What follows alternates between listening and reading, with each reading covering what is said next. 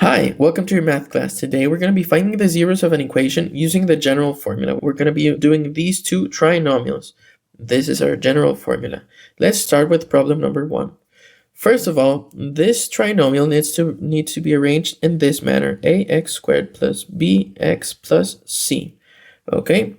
Focus on the letters with exponents. So in this case, it's a p to the second power, p to the first power, and then the last term doesn't have a p.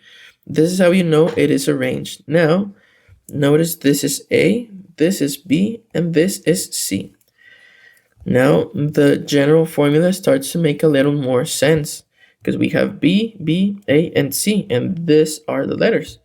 Okay, now we substitute into the formula. So negative B, here's going to be B, negative plus minus, and then the square root of B squared minus 4ac all over 2a. Okay, now we plot the values into the formula. So for example, a is going to be green, so a here, 3 and 3. Now b is negative 2, and that's it, and c is negative 5. Now if you have a calculator that can solve this, give it a go. But if you're asked to solve this yourself, this is how to do it.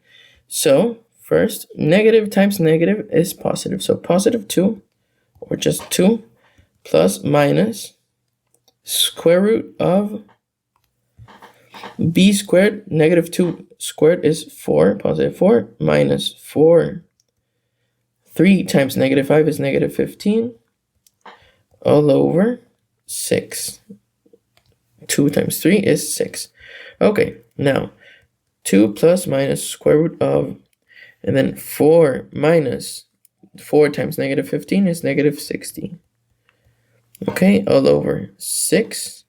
Now 2 plus minus square root of 4 minus times negative is positive, so 4 plus 60, which this is 64, all over 6. Okay, now 2 plus minus the square root of 64 is 8, all over 6. Okay, now we have two paths. Notice this plus minus. We're gonna do first the positive and then the negative. So the first path is the positive. So 2 plus 8 over 6. And then the negative path is going to go here. 2 minus 8 over 6. Let's focus on the positive path for now. 2 plus 8 is 10 over 6.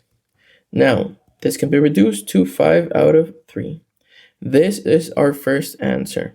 Now, let's do the negative path. 2 minus 8 is negative 6 over 6. This is equal to negative 1. This is our second answer. But we write these with the letters from the trinomial, so P. So, the correct answer, the complete answer is P is equal to 5/3, and then P is equal to negative 1. And these are our answers. Now let's do problem number 2.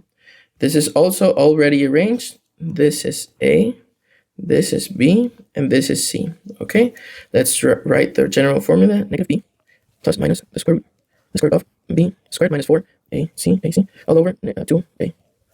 Okay, now let's write the letters. A is 5, 5 here, 5 here.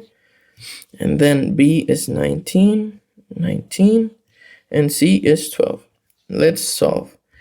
Negative 19 plus minus square root of 19 squared is 381 minus 4 times 5 times 12 is 60. All over 2 times 5 is 10. Okay, negative 19 plus minus square root of 381 minus 4 times 60 is 240, all over 10. Now, negative 19 plus minus square root of 381 minus 240 is 121.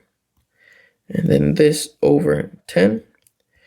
And next, negative 19 plus minus the square root of 121 is 11 over 10. And here we have two paths.